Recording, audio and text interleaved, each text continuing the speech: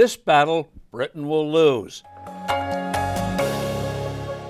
Hello, I'm Steve Forbes, and this is What's Ahead, where you get the insights you need to better navigate these turbulent times. To fight its most serious inflation in 40 years, Britain's so-called conservative government has just introduced a new budget overflowing with higher taxes. Britain's battle against inflation here is the economic equivalent of the ghastly trench warfare of World War I. Historians have pinned the label donkeys on the responsible generals, an appellation that unfortunately seems fit for the London architects of this program. Their premise is that to bring down inflation, you must make people poorer. That is, they believe too much economic activity causes the problem. What's so astonishing and disappointing is that after more than 3,000 years of experience with this deadly disease, governments remain so clueless as to how to cure it. The definition of inflation is basic: reducing the value of a currency, usually by creating too much of it. Prosperity doesn't cause inflation, devaluing the money does.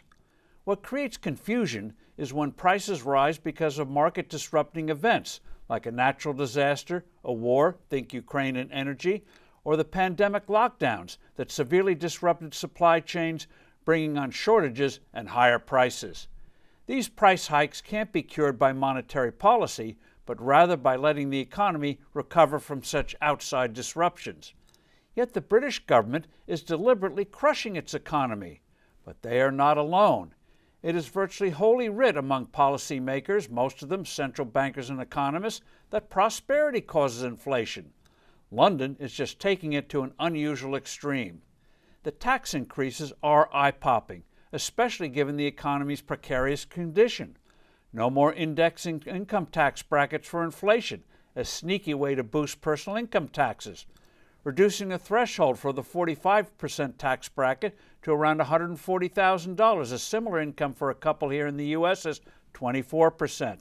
The corporate tax rate goes up from 19% to 25%, thereby throwing cold water on needed business investment. Tax-free deductions for dividends and capital gains are slashed, thereby punishing individual investors. At a time when Britain and the world need more oil and gas, its government is extending and raising a windfall profits tax, thereby discouraging exploration and development. To compound this folly, the so-called conservative government is reimposing a ban on fracking.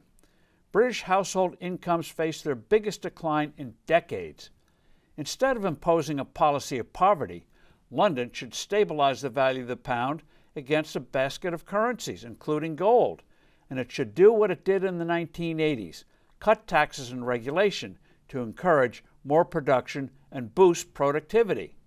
What it and too many others are doing is applying unnecessary and politically costly pain. I'm Steve Forbes. Thanks for listening. Do send in your comments and suggestions, and I look forward to being with you soon again.